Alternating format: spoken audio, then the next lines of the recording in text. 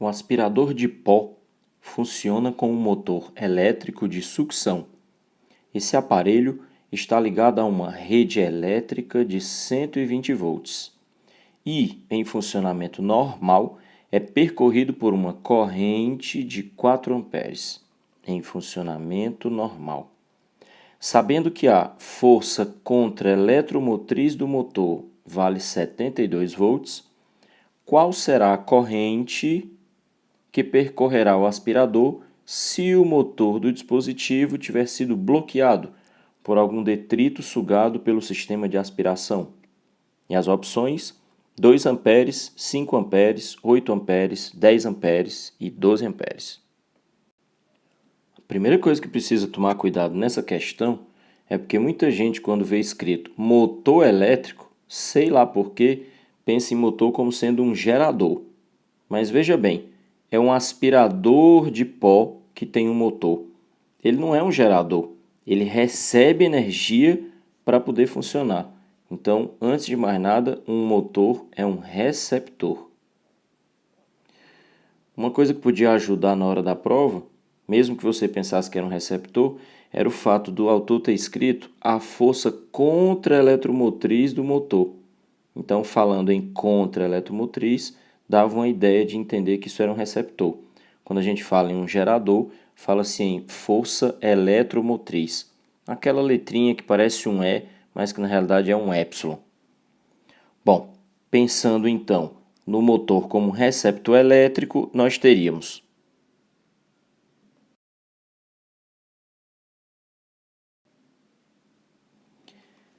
se tratando de um receptor elétrico, então a equação geral do receptor é U igual a E mais R vezes I. Aqui a DDP de entrada no receptor e a força contra-eletromotriz do seu motor. Lembrando que, comparativamente com a equação do gerador, o que muda é o sinal. Na equação do gerador, esse sinal é de menos. E isso tem a ver com o sentido da corrente convencional. Quando se trata de um receptor, nós representamos a corrente convencional entrando no polo positivo do receptor. E é isso que faz com que a diferença de potencial tenha um acréscimo na força eletromotriz. Bom, então nós temos que informações? A DDP foi dada, porque ele informa que a DDP é de 120 volts. Então tem-se o valor da DDP. A corrente elétrica que percorre esse receptor também foi indicada. A força contra-eletromotriz, com todas as letras, também foi indicada. Então, a equação do receptor aqui vai servir para quê? Para determinar a resistência interna. Nós já poderíamos calcular essa resistência interna como sendo a DDP de 120, a força contra-eletromotriz de 72, a resistência interna, que é o que se quer calcular, e uma corrente de 4 amperes. Então, nós teríamos 120 menos 12, que dá 48, e dividido por 4, então a resistência interna valendo 12 ohms. Agora, qual é a utilidade dessa informação? Perceba o seguinte, no caso de um receptor, lembrando que ele recebe uma potência total da rede elétrica, é aquilo que você vai pagar na conta mensal de energia elétrica no final do mês. Parte dessa energia é transformada em energia útil. No caso de um aspirador de pó, a sua utilidade é de exatamente fazer a sucção dos detritos. E, como todo qualquer aparelho, uma parte dessa potência é dissipada. Ora, o que acontece é que quando ele diz que o motor do dispositivo foi bloqueado, se o motor é bloqueado, significa então dizer que o aspirador para de realizar a sucção, ele deixa de ter potência útil. Logo, a potência total que ele recebe passa a ser potência dissipada. Nesse caso, do motor bloqueado, então ele funcionaria como um resistor.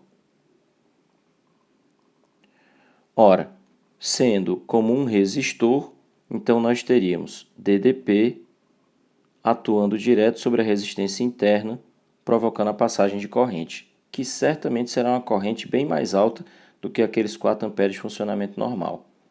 Continuando ligado na rede elétrica, nesse caso de 120 volts, agora nós já sabemos que a resistência interna é de 12 ohms, e isso nos permite determinar a corrente que atravessaria o receptor de 10 amperes. Esses 10 amperes, então, que nos deixaria com a resposta correta, alternativa D de dado. Bom, fica então alguns recados a partir dessa questão. Primeiro, que quando se fala em termos de equação, U igual a E menos R vezes I representa a equação do gerador. A equação do receptor, U igual a E mais R vezes I. A diferença do sinal tem a ver com o sentido da corrente convencional. Quando se indica num gerador, a corrente é saindo do polo positivo.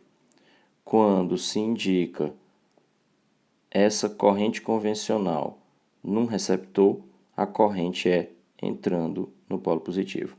Essa inversão no sentido da corrente convencional é que troca o sinal nas equações do gerador e do receptor.